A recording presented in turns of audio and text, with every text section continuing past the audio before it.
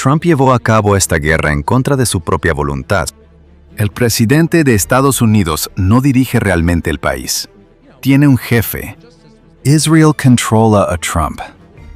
Trump no tiene soberanía. Irán, tenga o no tenga armas nucleares, es poderoso. No se puede borrar a Irán del mapa. Trump ha dicho 38 veces que un acuerdo con Irán estaba cerca, pero no ha habido ningún acuerdo. Irán será más poderoso al final de esta guerra que al comienzo. Estas son solo algunas frases de la polémica conversación de Tucker Carlson sobre la guerra entre Irán, Estados Unidos e Israel. Pero más adelante, él plantea dos preguntas aún más sensibles.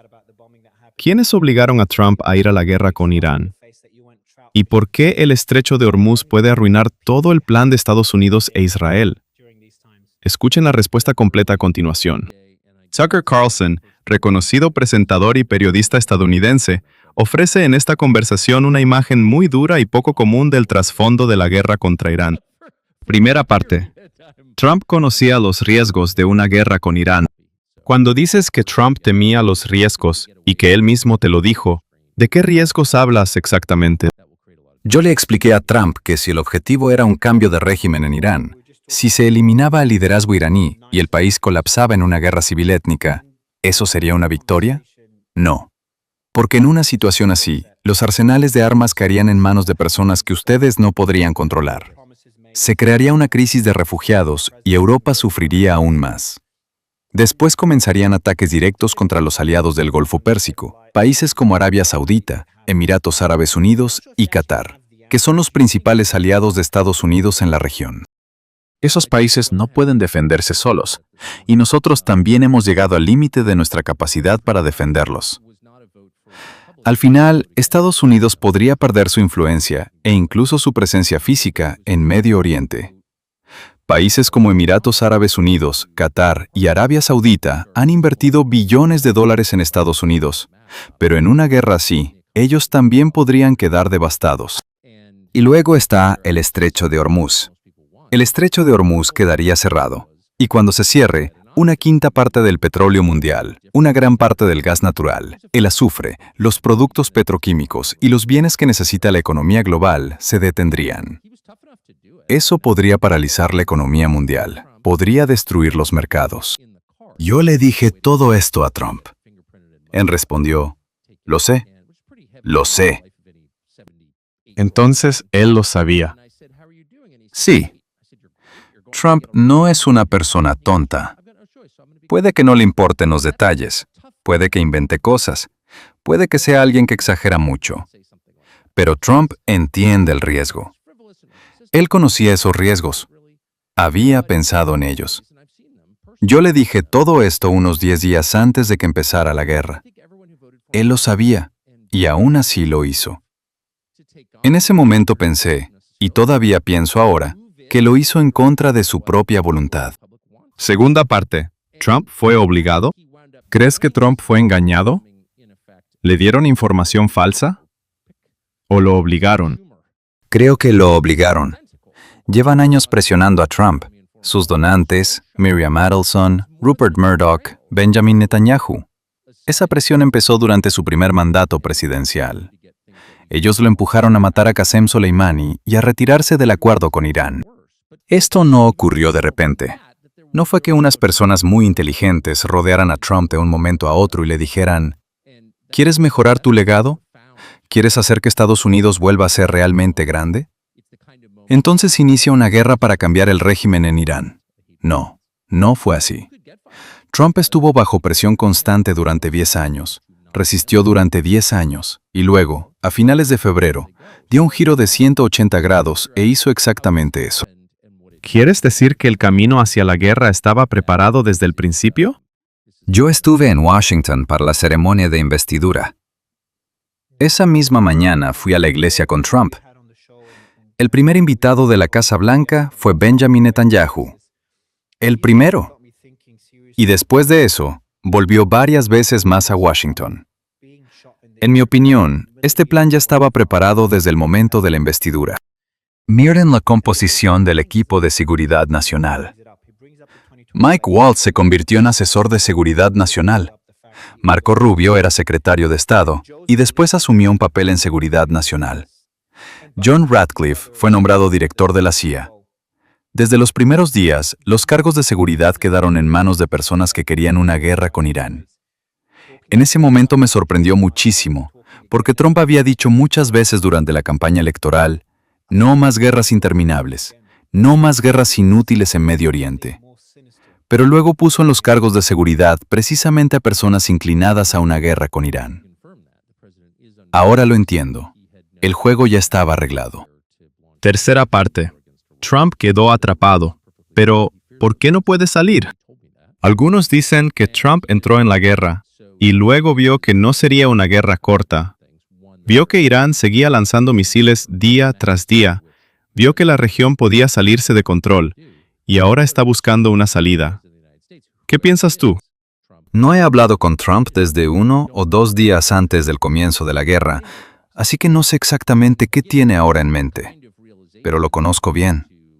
Creo que se convenció a sí mismo de que esta guerra podía ser rápida, barata y limitada. Tal vez imaginó que en Irán y en Estados Unidos sería visto como un libertador. Pero cuando eso no ocurrió, se enojó con Israel.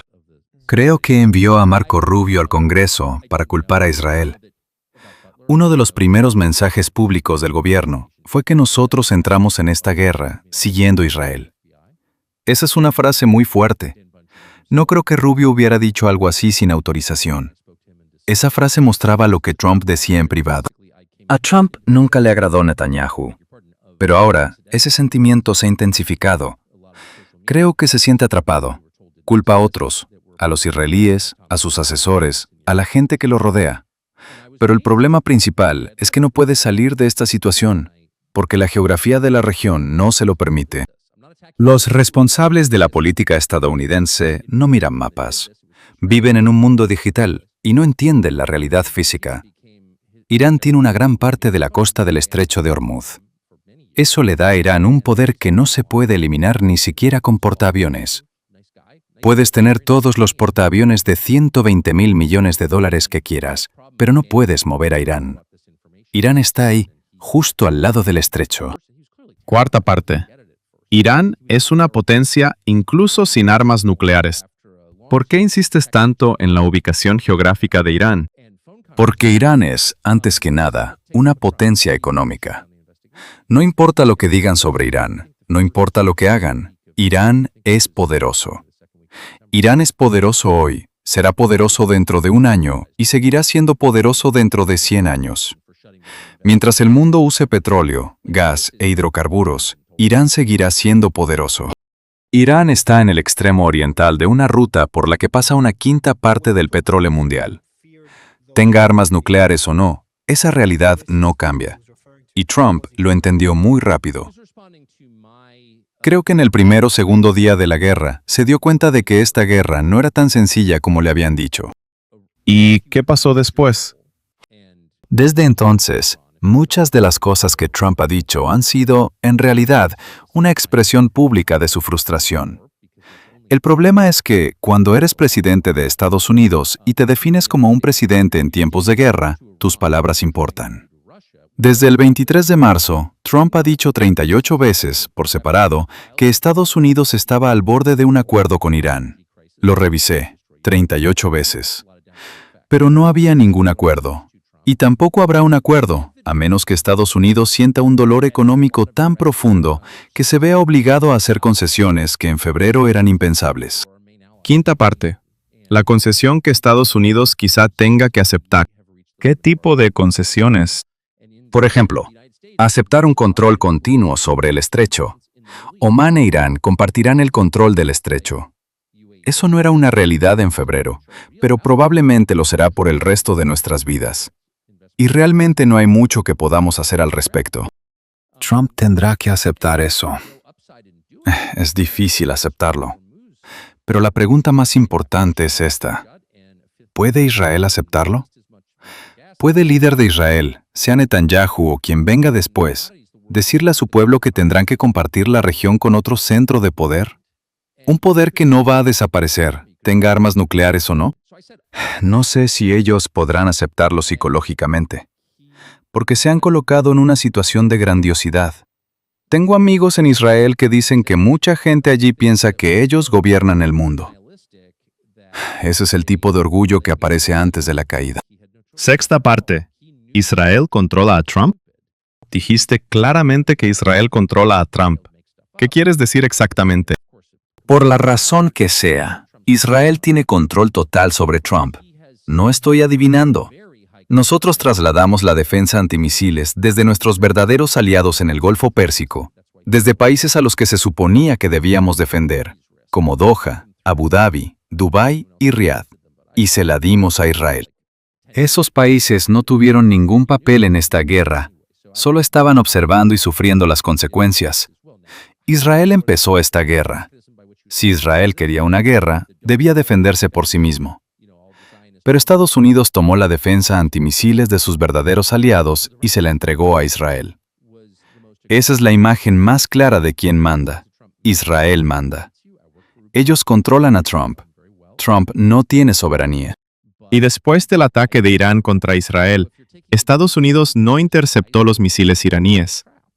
Trump también le dijo a Netanyahu que Estados Unidos no se involucraría. ¿Es posible que Trump cambie la relación con Israel? Esa es la esperanza de todo estadounidense.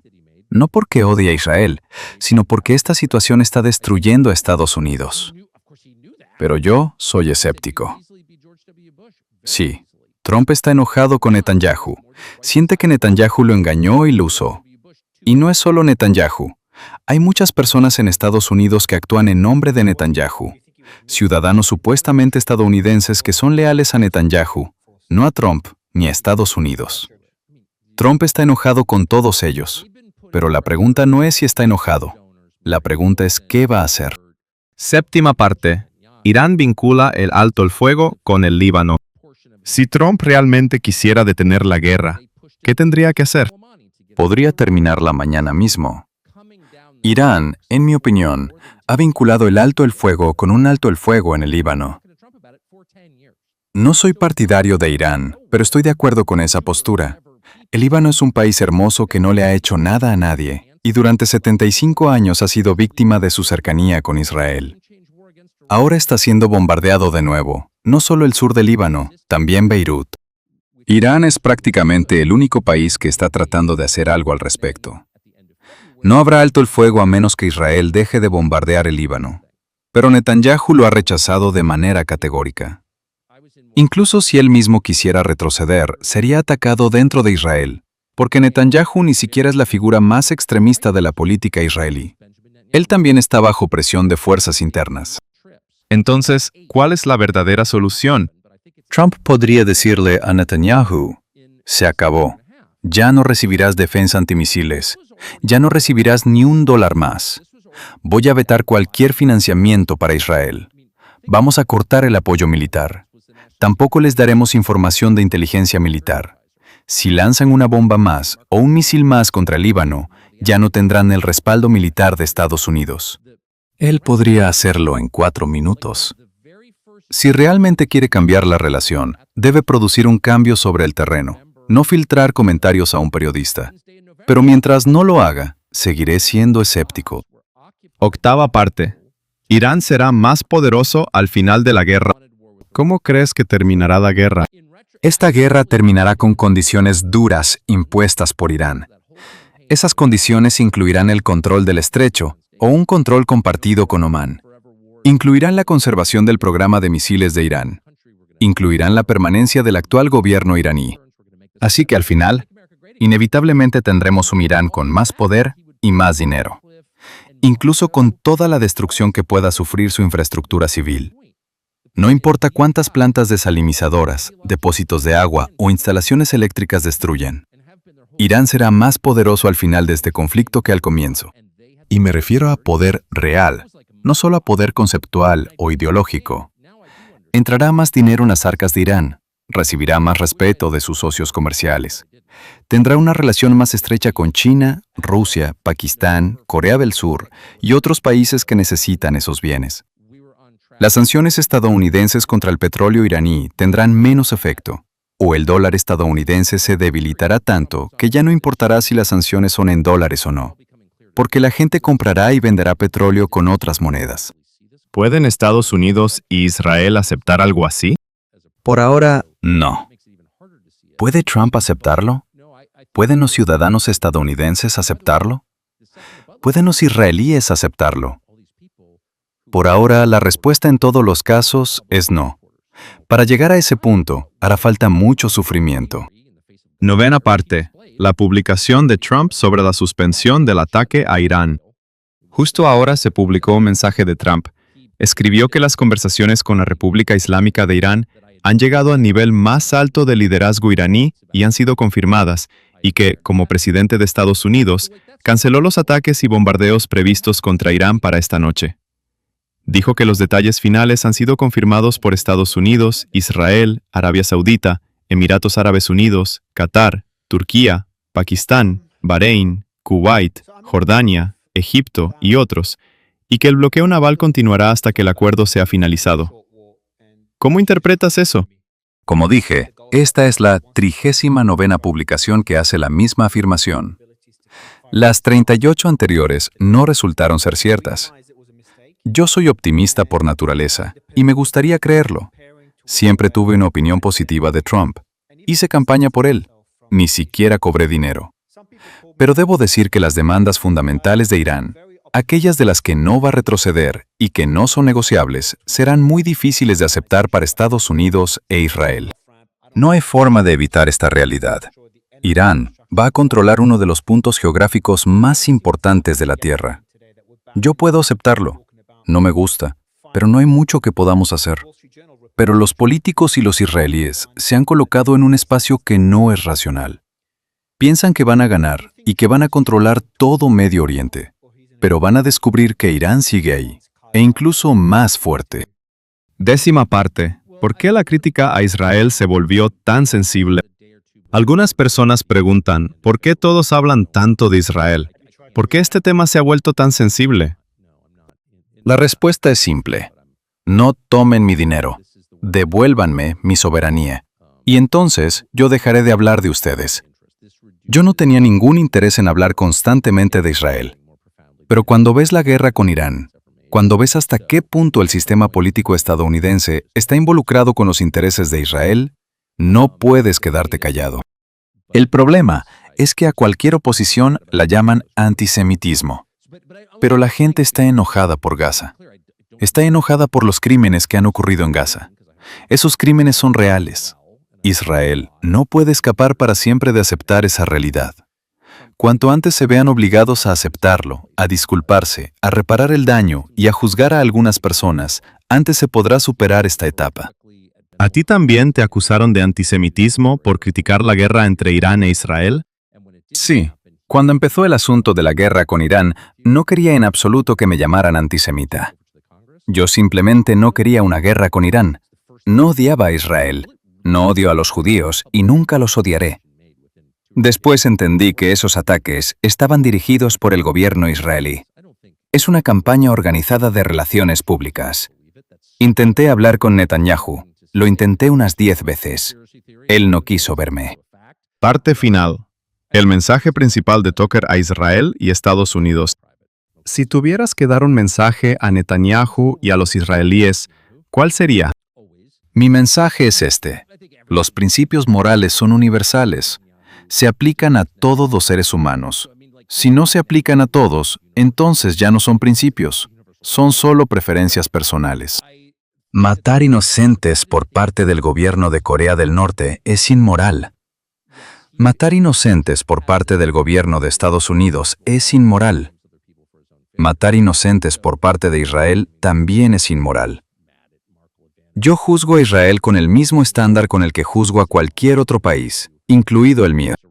No se puede matar a decenas de miles de niños en Gaza porque no te gusta lo que hicieron sus padres, o porque quieres su tierra, o por cualquier otra razón.